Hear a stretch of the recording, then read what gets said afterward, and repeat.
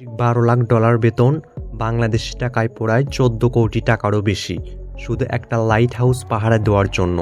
আপনার কি সাহস আছে এই চাকরিটি করার? এখানে আপনার ওপর নজর রাখার মতো কোনো বস থাকবে না।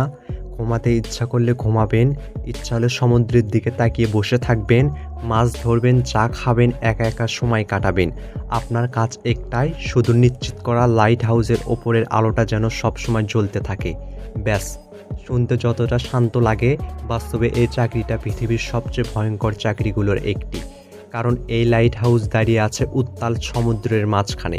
চারিদিকে শুধু পানি আর পানি, মানুষ নেই, শহর নেই, শব্দ নেই, আছে শুধু নিঃসঙ্গতা আর ভয়ঙ্কর ঝড়।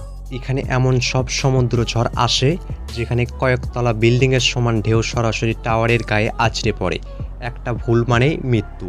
এই লাইট হাউসগুলোতে কাজ করা মানুষের জীবনটা বাহির থেকে যতটা শান্ত দেখায়, বাস্তবে সেটা ঠিক ততটাই ভয়ঙ্কর।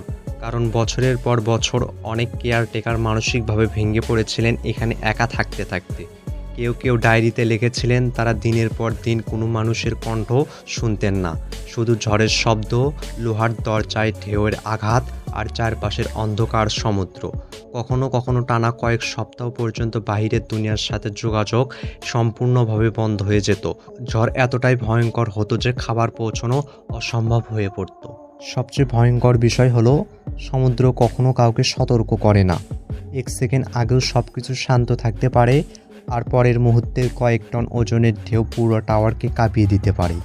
ইতিহাসে এমন ঘটনাও আছে যেখানে ভয়াবহ ঝড়ের পর লাইট হাউস ঠিকই দাঁড়িয়েছিল, কিন্তু ভেতরের মানুষগুলো হঠাৎ করে উধাও হয়ে গিয়েছিল। আর এই কারণে পৃথিবীর অনেক মানুষ মনে করে লাইট হাউস শুধু সমুদ্রের বিরুদ্ধে যুদ্ধ না, এটা মানুষের নিজের একাকিত্বের বিরুদ্ধেও একটা যুদ্ধ।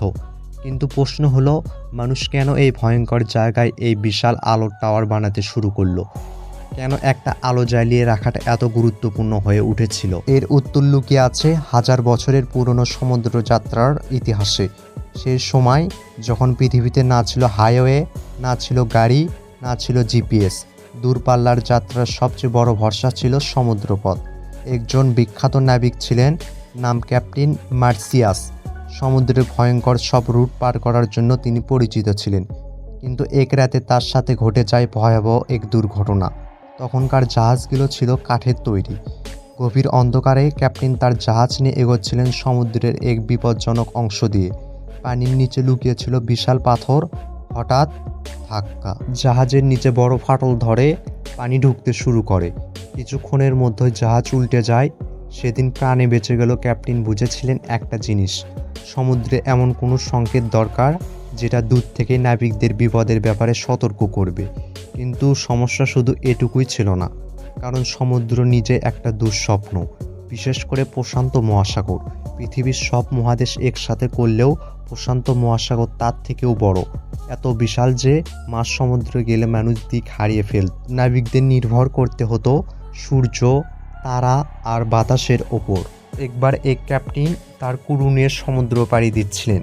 রাতে হঠাৎ আকাশ কালো মেঘে ঢেকে যায়, তারাগুলো অদৃশ্য হয়ে যায়। তারপরে শুরু হয় এক ভয়ঙ্কর ঝড়। জাহাজগুলো পথ হারিয়ে ফেলে। যখন সকাল হয় তারা বুঝতে পারে তারা পুরোপুরি হারিয়ে গেছে। খাবার শেষ, পানিও শেষ। চারপাশে শুধু সমুদ্র, অথচ সেই পানি পান করা যায় না। এক এক করে ক্রু সদস্যরা মারা যেতে থাকে তেষ্টায়। আর ঠিক তখনই মানুষ বুঝতে পারে সমুদ্রকে জয় করতে হলে সমুদ্রের মাঝে আলো জ্বালাতে হবে। এরপর তৈরি হয় ইতিহাসের অন্যতম বিস্ময়, লাইট হাউস অফ আলেকজান্দ্রিয়া। সাদা মার্বেলে তৈরি এই বিশাল টাওয়ারের মাথায় সবসময় আগুন জ্বলত।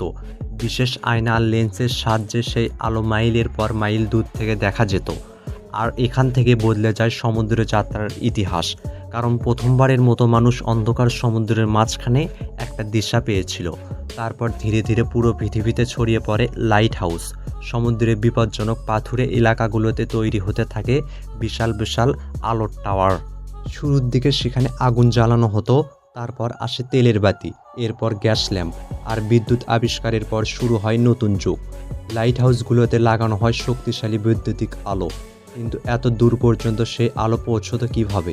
এর উত্তর দিয়েছিলেন ফরাসি বিজ্ঞানী আগস্টিন জিওন ফ্রেসনেল। তিনি তৈরি করেন বিশেষ এক ধরনের লেন্স, যেটা আলোকে ছড়িয়ে না দিয়ে একটা শক্তিশালী বিমের মতো দূর পর্যন্ত পাঠাতে পারত। এই আবিষ্কার পুরো পৃথিবীর লাইট হাউস প্রযুক্তিকে বদলে দেয়। আজও পৃথিবীর অনেক আধুনিক লাইট হাউস সেই প্রযুক্তির ওপর দাঁড়িয়ে আছে।